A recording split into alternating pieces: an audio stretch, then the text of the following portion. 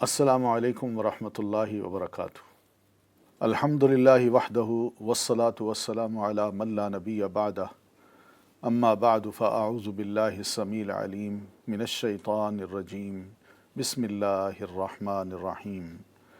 امن ھذا الذی ھو جند لکم ینصرکم من دون الرحمن ان الکافرون الا فی غرور۔ ناظرین محترم، سورۃ الملک کی کچھ آیات آپ کی خدمت میں پیش کی گئیں۔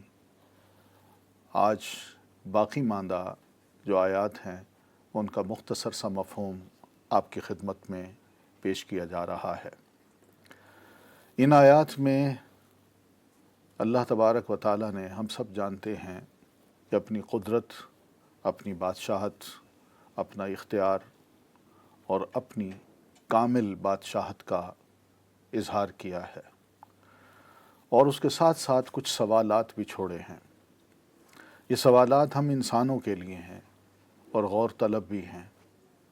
غور طلب اس لیے کہ ہم انسان دنیا میں جیتے جی اپنے ارد گرد کے ماحول سے متاثر ہوتے ہیں، اور یہ تأثر ہمارے بیلیفز پر بھی ہوتا ہے، ہمارے ایمانیات پہ بھی ہوتا ہے۔ کیا ایسی چیزیں جو بالکل بے اختیار ہوں، جن کے پاس کوئی اتھارٹی نہ ہو، کیا واقعی وہ خدائی کام کر سکتی ہیں؟ کیا وہ اللہ کے کاموں میں شریک ہو سکتی ہیں؟ کیا واقعی اللہ تعالیٰ کو اپنے کام چلانے کے لیے اپنی مخلوق سے، جو انسان ہیں، ان سے کسی قسم کی مدد کی ضرورت ہے؟ ایک سوال ہے۔ یہ صورت ان سوالوں کو چھیڑ کے، یا ان سوالوں کو ہم انسانوں سے کر کے سمجھانا یہ چاہ رہی ہے کہ انسان اس اللہ کو پہچانے جس نے انسان کو پیدا کیا، اور جس نے زمین و آسمان کو بھی پیدا کیا، جس کی بادشاہت کائنات کی ایک ایک چیز پر ہے، اور کائنات کی ایک ایک چیز پر اس کا غلبہ ہے، اس کو پہچانے۔ سوال یہ ہے کہ امن ھذا الذی ھو جند لکم، بھلا یہ بتاؤ کہ اللہ تعالیٰ کی طرف سے کوئی آزمائش، امتحان، کوئی مصیبت، کوئی تکلیف، کوئی مشکل اگر حضرت انسان پر یا انسانوں پر پڑ جائے، تو کیا انسانوں میں کوئی ایسا لشکر ہے، چاہے وہ ڈاکٹرز کا ہو، انجینئرز کا ہو، فورسز کا ہو، کوئی ایسا لشکر ہے جو آ کے تمہاری اس مشکل کو، تمہاری اس مصیبت کو دور کر سکے؟ یہ ہم سب جانتے ہیں کہ مشکل جب آتی ہے تو بڑے بڑے لوگ بھی پھنس جاتے ہیں، اور وہ بھی اس مصیبت کا شکار ہو جاتے ہیں۔ ہم سب جانتے ہیں کہ جب بیماریاں آتی ہیں یا کوئی وائرس چلتا ہے، تو اس میں بھی بڑے بڑے صحت مند لوگ بیماریوں کا شکار ہو جاتے ہیں۔ وہاں دوائیاں بھی ناکام اور ڈاکٹرز بھی ناکام، جواب دے بیٹھتے ہیں کہ ہم سے کچھ نہیں ہوتا۔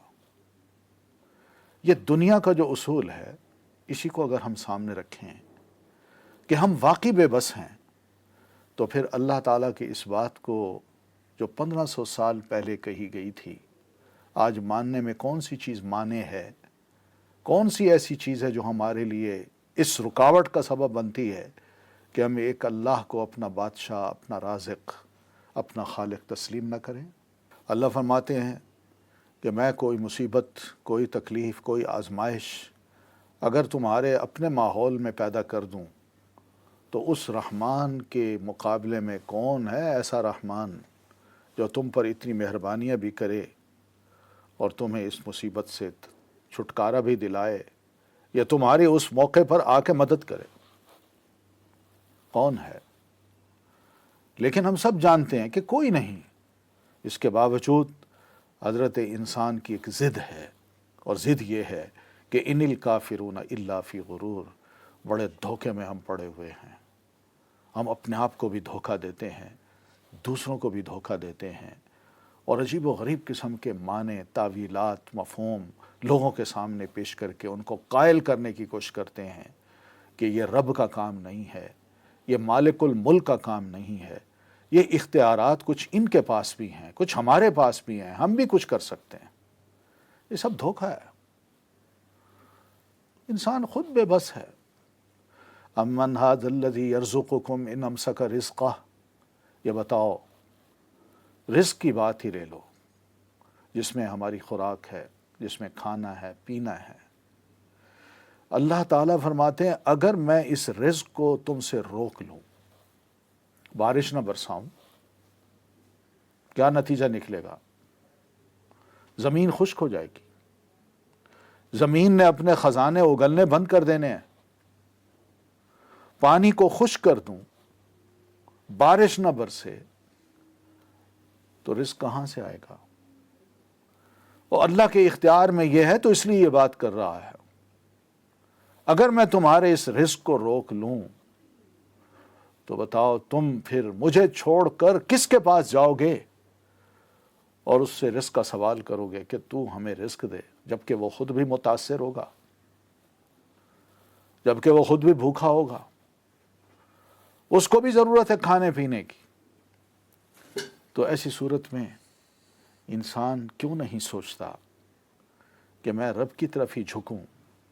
مگر حضرت انسان ہے کہ وہ ڈھیٹ ہے، ڈھیٹ، بل لجو فی عتو و نفور، بلکہ وہ اڑے ہوئے ہیں، ڈٹے ہوئے ہیں اپنی اس فکر پر، اپنے اس خیال پر کہ ہم نے جو سوچا ہے، سمجھا ہے، وہی درست ہے، چاہے اس کی کوئی عقلی اور نقلی دلیل نہ ہو، بظاہر بھی کچھ نظر نہ آتا ہو، اس کے باوجود بھی انسان یہ اڑ جاتا ہے کہ میں جو کر رہا ہوں ٹھیک ہوں، مجھے کوئی نہ روکے۔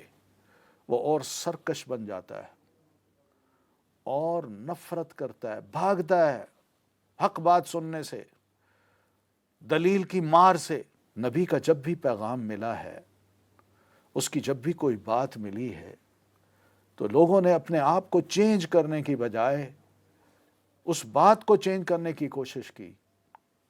لوگوں نے اپنے آپ کو تبدیل کرنے کی بجائے مخالفت شروع کر دی۔